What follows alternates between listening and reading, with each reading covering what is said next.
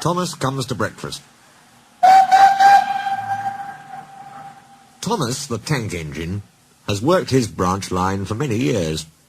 "You know just where to stop, Thomas," laughed his driver. "You could almost manage without me." Thomas had become conceited. He didn't realise his driver was joking. "Driver says I don't need him now," he told the others. "Don't be so daft," snorted Percy. "I'd never go without my driver," said Toby earnestly. "I'd be frightened." "Pooh," boasted Thomas. "I'm not scared." "You'd never dare." "I would then. You'll see." It was dark next morning when the firelighter came. Thomas drowsed comfortably as the warmth spread through his boiler. He woke again in daylight. Percy and Toby were still asleep. Thomas suddenly remembered. "Silly stick in the muds," he chuckled. "I'll show 'em. Driver hasn't come yet, so here goes." He cautiously tried first one piston, then the other. They're moving, he whispered. "I'll just go out, then I'll stop, and wheesh! That'll make 'em jump." Very, very quietly, he headed for the door. Thomas thought he was being clever, but really he was only moving because a careless cleaner had meddled with his controls. He soon found his mistake. He tried to wheesh, but he couldn't. He tried to stop, but he couldn't. He just kept rolling along. "The buffers will stop me," he thought hopefully. But that siding had no buffers. It just ended at the road. Thomas's wheels left the rails and crunched the tarmac. "Horrors!" he exclaimed, and shut his eyes. He didn't dare look at what was coming next. The station master's family were having breakfast. They were eating ham and eggs. There was a crash. The house rocked, broken glass tinkled, plaster peppered their plates. Thomas had collected a bush on his travels. He peered anxiously into the room through its leaves. He couldn't speak. The station master grimly strode out and shut off steam. His wife picked up her plate. "You miserable engine," she scolded. "Just look what you've done to our breakfast. Now I shall have to cook some more." She banged the door. More plaster fell. This time it fell on Thomas. Thomas felt depressed. The plaster was tickly. He wanted to sneeze, but he didn't dare in case the house fell on him. Nobody came for a long time. Everyone was much too busy. At last, workmen propped up the house with strong poles. They laid rails through the garden, and Donald and Douglas, puffing hard, managed to haul Thomas back to the yard. His funnel was bent. Bits of fencing, the bush, and a broken window frame festooned his front, which was badly twisted. It looked comic. The twins laughed and left him. He was in disgrace. "You are a very naughty engine." "Oh, no, sir. Oh, I'm sorry, sir." Thomas's voice was muffled behind his bush. "You must go to the works and have your front end mended. It'll be a long job." "Yes, sir," faltered Thomas. "Meanwhile," said the Fat Controller, "a diesel rail car will do your work." Diesel, sir," Thomas spluttered. "Yes, Thomas. Diesels always stay in their sheds till they are wanted. Diesels never gallivant after breakfast in station masters' houses." The Fat Controller turned on his heel and sternly walked away.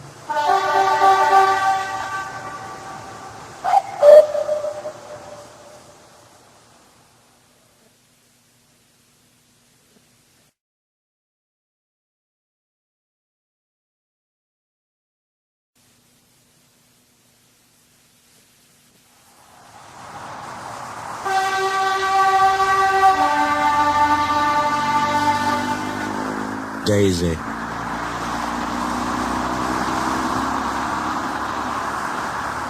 The Fat Controller stood on the platform. Percy and Toby watched him anxiously. "Here," he said, "is Daisy, the diesel rail car, who has come to help while Thomas is, indisposed." "Please, sir," asked Percy, "will she go, sir, when Thomas comes back, sir?" That depends, said the Fat Controller. Meanwhile, however long she stays, I hope you will both make her welcome and comfortable. Yes, sir, we'll try, sir, said the engines. Good. Run along now and show her the shed. She'll want to rest after her journey. Daisy was hard to please. She shuddered at the engine shed. This is dreadfully smelly, she announced. I'm highly sprung, and anything smelly is bad for my swerves. They tried the carriage shed. This is better, said Daisy. But whatever is that rubbish? The rubbish turned out to be Annie, Clarabelle, and Henrietta, who were most offended. We weren't supposed to be insulted, they fumed. Percy and Toby had to take them away, and spend half the night soothing their hurt feelings. The engines woke next morning, feeling exhausted. Daisy, on the other hand, felt bright and cheerful. Yee-hoo! Yee-hoo! She tooted as she came out of the yard, and back to the station. Look at me, she purred to the waiting passengers.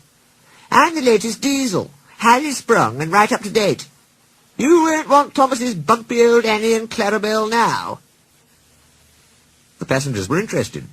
They climbed in and sat back comfortably, waiting for Daisy to start. Every morning a van is coupled to Thomas's first train. The farmers send their milk to the station, and Thomas takes it down to the dairy. Thomas never minds the extra load, but Daisy did. As soon as she saw that the van was to be coupled to her, she stopped purring. "Do they expect me to pull that?" she asked indignantly. "Surely," said her driver, "you can pull one van." "I won't," said Daisy. "Percy can do it. He loves messing about with trucks." She began to shudder violently. "Nonsense," said her driver. "Come on now, back down." Daisy lurched backwards. She was so cross that she blew a fuse. "Told you," she said, and stopped. The shunter, the guard, the station master, and her driver all argued with her. But it was no use. "It's Fitter's orders," she said. "What is?" "My Fitter's a very nice man. He's interested in my case. He comes every week and examines me carefully. 'Daisy,' he says, 'never, never pull. You're highly sprung, and pulling is bad for your swerves.'" "So that's how it is," finished Daisy. "Stuff and nonsense," said the station master. "I can't understand," said the shunter, "whatever made the Fat Controller send us such a feeble... feeble," spluttered Daisy. "Let me..." "Stop arguing," grumbled the passengers. "We're late already." So they uncoupled the van, and Daisy purred away, feeling very pleased with herself. "That's a good story," she chuckled. "I'll do just what work I choose, and no more." But she said it to herself.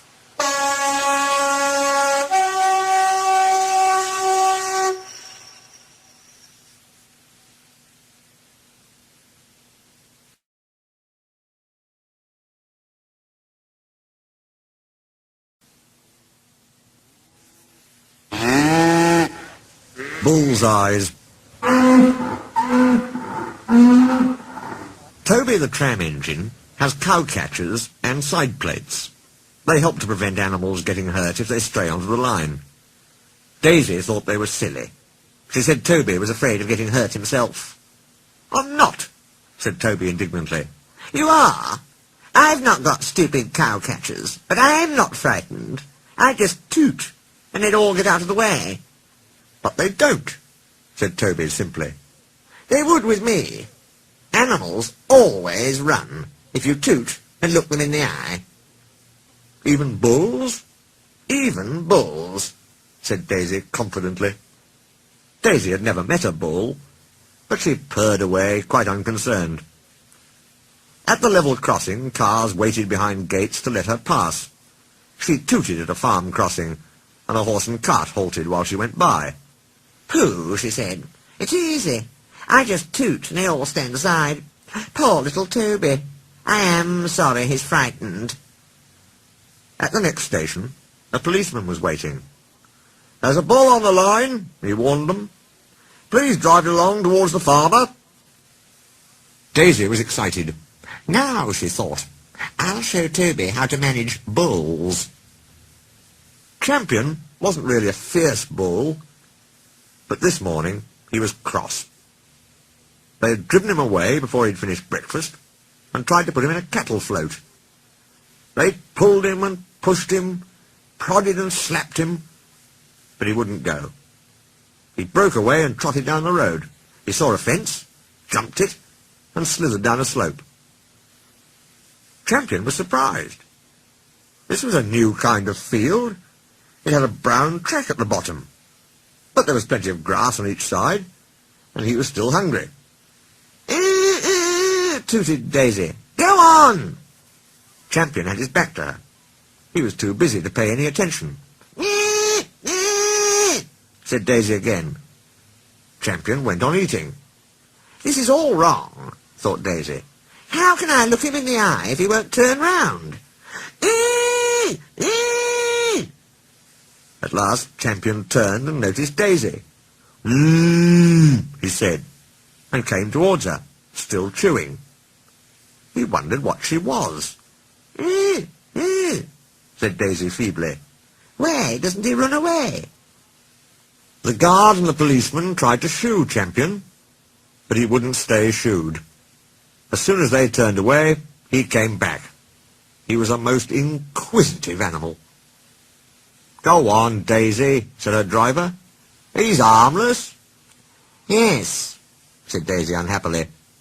You know he's harmless, and I know he's harmless. But does he know? Besides, look at his horns. If I bumped into him, he might hurt them. The farmer wouldn't like that. Champion came close and sniffed at Daisy. Ugh, she said, backing hastily. Toby was surprised to find Daisy back once more at the station. The passengers told him about the bull. He chuckled. Bulls always run if you toot and look 'em in the eye, eh, Daisy? Daisy said nothing. Ah, well, Toby went on.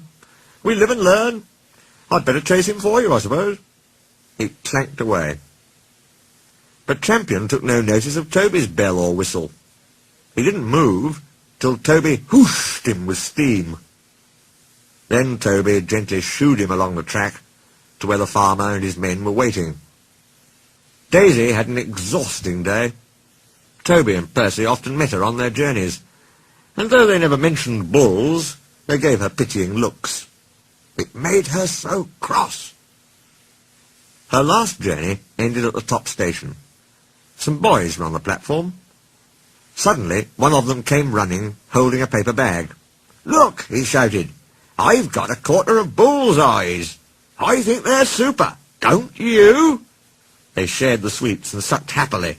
Ah, said Daisy, keep your old bull's eyes. She scuttled to her shed.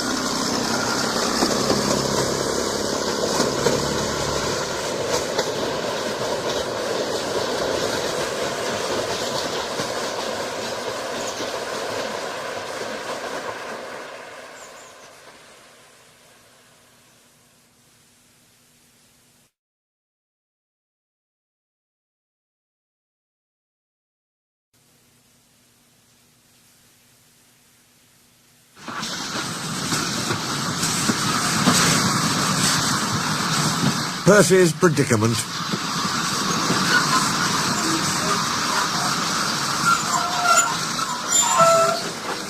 Toby brought Henrietta to the top station. Percy was grumpily shunting. Hello, Percy, he said. I see Daisy's left the milk again. I'll have to make a special journey with it, I suppose, grumbled Percy. Anyone would think I'd nothing to do. Toby pondered the problem.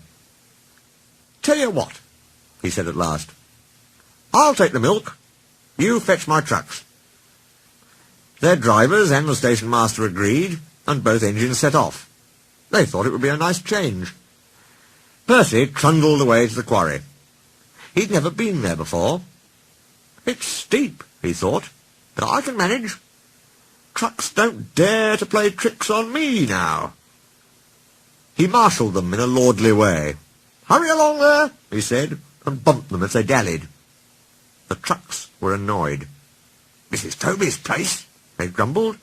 Percy's got no right to poke his funnel up here and push us around. They whispered and passed the word. pay Percy out. At last they were all arranged. "Come along," puffed Percy sharply. "No nonsense." "We'll give him nonsense," giggled the trucks. But they followed so quietly that Percy thought they were completely under control. They rumbled along the twisty line till they saw ahead the notice saying, "All trains stop to pin down brakes." "Peep, peep, peep," whistled Percy. "Brakes guard, please." But before he could check them, the trucks surged forward. On, they cried. Percy, taken by surprise, couldn't stop them, and in a moment they were careering down the hill. "Help, help," whistled Percy. The man on duty at the street crossing rushed to warn traffic with his red flag, but was too late to switch Percy to the runaway siding. A slow-moving cockerel lost his tail feathers as Percy thundered across, but Percy couldn't bother with him. He had other things to worry about. Frantically trying to grip the rails, he slid past the engine shed into the yard. "Peep, peep, look out!" he whistled. His driver and fireman jumped clear. Percy shut his eyes and waited for the end. At the end of the yard, there are sheds where workmen shape rough stone brought from the quarry. Then they loaded into trucks, which are pulled to another siding out of the way. A train of these stood here when Percy came slithering down. The guard had left his van. He was talking to the station master. They heard frantic whistling and a splintering crash. They rushed from the office. The brake van was in smithereens. Percy, still whistling fit to burst, was perched on a couple of trucks, while his own trucks were piled up behind him. The Fat Controller arrived next day. Toby and Daisy had helped to remove most of the wreckage, but Percy still stood on his perch. "We must now try," said the Fat Controller crossly, "to run the branch line with Toby and a diesel. You have put us in an awkward predicament." "I'm sorry, sir." "You can stay there," the Fat Controller went on, "till we are ready. Perhaps it will teach you to be careful with trucks." Percy sighed. The trucks wobbled beneath his wheels. He quite understood about awkward predicaments. The Fat Controller spoke severely to Daisy, too. "My engines do not tell lies," he said. "They work hard, with no shirking. I send lazy engines away." Daisy was ashamed. "However," he went on, "Toby says you worked hard yesterday after Percy's accident, so you shall have another chance." "Thank you, sir," said Daisy. "I will work hard, sir. Toby says you'll help me." "Excellent. What Toby doesn't know about branch line problems," the Fat Controller chuckled, "such as, bulls, isn't worth knowing. Our Toby is an experienced engine." Thomas came back next day, and Percy was sent to be mended. Annie and Clarabelle were delighted to see Thomas again, and he took them for a run at once, because they hadn't been out while he was away. Thomas, Toby, and Daisy are now all friends. Daisy often takes the milk for Thomas, and when Toby is busy, she takes Henrietta. Toby has taught Daisy a great deal. She shooed a cow off the line, all by herself the other day. That shows you, doesn't it?